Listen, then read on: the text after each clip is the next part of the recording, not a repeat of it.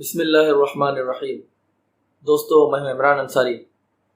15 شعبان بہت قریب ہے اور اس میں ہمارا ایک معمول ہوتا ہے ایک دوسرے سے معافی مانگنے کا، جو کچھ سالوں سے چل رہا ہے۔ یہ اچھی بات ہے، ایک دوسرے سے کسی نہ کسی بہانے ہم لوگ معافی تو مانگ رہے ہیں، لیکن اس معافی مانگنے کو ایک صرف فارمیلٹی کے طور پر نہ کیا جائے کہ بس میسج بھیج دیا کہ میں نے آپ کا جو بھی دل دکھایا ہے اسے مجھے معاف کر دیں،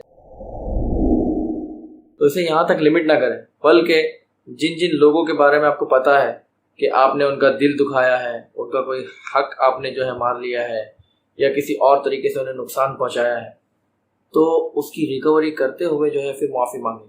کسی کے آپ نے 10 لوگوں کے سامنے انسلٹ کی ہے تو 10 لوگوں کے سامنے اس سے معافی بھی مانگیں۔ کسی کا آپ نے قرضہ دبا لیا ہے، اسے دھکے کھلائے ہیں، تو اسے اس کا قرضہ چکا کر معافی مانگیں، یا ایک پریکٹیکل ڈیٹ اپنے مائنڈ میں لا کر پلان کر کے جو ہے اسے بتائیں کہ بھائی میں آپ کا قرضہ جو ہے اس ڈیٹ تک جو ہے اتنے مہینے میں جو ہے وہ چکا دوں گا، اور پھر اس سے معافی مانگیں۔ اور اسی طریقے سے کسی کی بھی آپ نے کسی طریقے سے دل آزاری کی ہے، کسی کا دل توڑا ہے، اسے بتایا کہ اس وقت جو میں نے آپ سے یہ کہا تھا، اگر اس بات کا میری برا لگا ہے تو معاف کر دو، معاف کر دو، معاف کر دو۔ تو یہ معافی مانگنا جو ہے یہ واقعی میں انشاءاللہ فائدے کی چیز ہوگی، اور ہم لوگ ایک دوسرے سے معافی مانگتے رہیں، اپنے دلوں کو صاف کرتے رہیں۔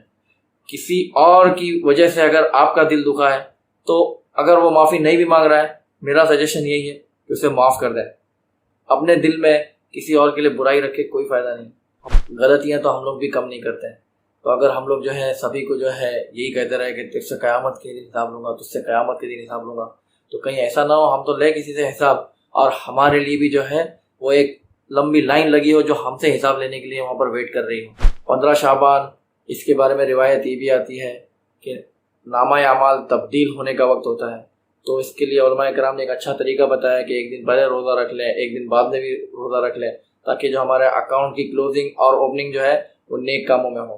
مغرب سے پہلے ہی مسجد میں پہنچ جائیں، نماز میں مشغول رہیں، اور بعد میں بھی جو ہے وہ 6 نوافل پڑھیں۔ یہ ساری چیزیں اچھی ہیں، نفلی کام ہے، کرنے چاہیے، لیکن ان نفلی کاموں کے کرنے میں کسی کا دل نہیں دکھائیے، اور اگر کوئی یہ نفلی کام نہیں کر رہا ہے تو اس پہ طعن و تشنیع نہ کیجیے، اسے آپ جو ہے برا بھلا نہ کہیے، کیونکہ نفل ہزاروں نفل جو ہے اگر آپ نے نہیں کیے اس کا آپ سے حساب نہیں ہوگا، لیکن اگر ہاں کسی کا دل دکھا دیا ہے تو اس کا حساب ہو سکتا ہے کہ وہ کل قیامت کے دن ہمارا گریبان پکڑنے کے لیے کھڑا ہو جائے اور بولے کہ یا اللہ اس نے میرا یہ حق طلب کیا تھا، اس نے مجھے یوں دیکھا تھا، اس نے میرے بارے میں یوں کہا تھا۔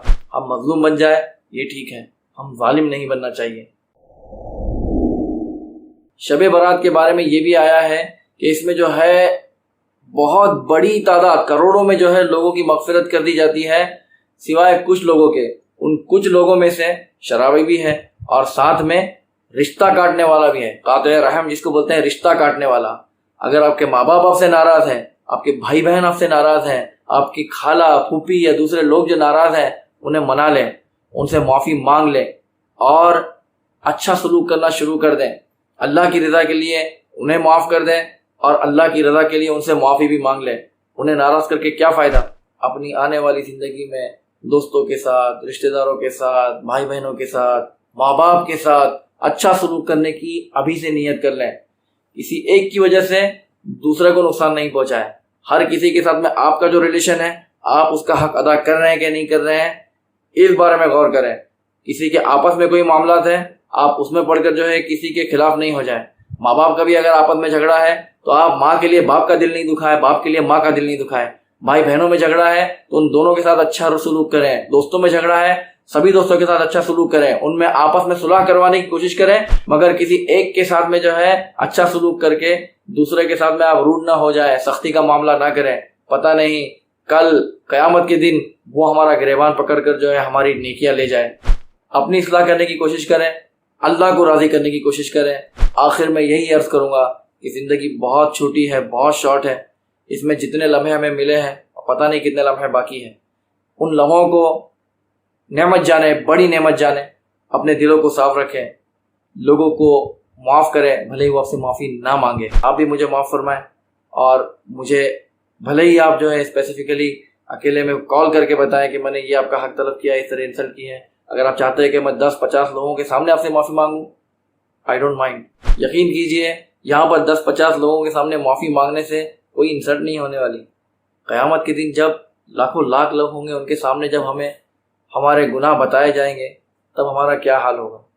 یہ بھی یاد رکھیں کہ جو اللہ کے لیے عاجزی انکساری اختیار کرتا ہے، اللہ کی رضا کے لیے، اللہ کے لیے، تو اللہ تعالیٰ اس کا درجہ بلند کرتا ہے. بس اللہ تعالیٰ ہمارے بھی درجے بلند کرے، ہمارا بھی مقام بلند کرے. اللہ تعالیٰ ہمیں کہنے سننے سے زیادہ عمل کرنے کی توفیق رفیق عطا فرمائے. جزاکم اللہ خیرا. Thank you for watching.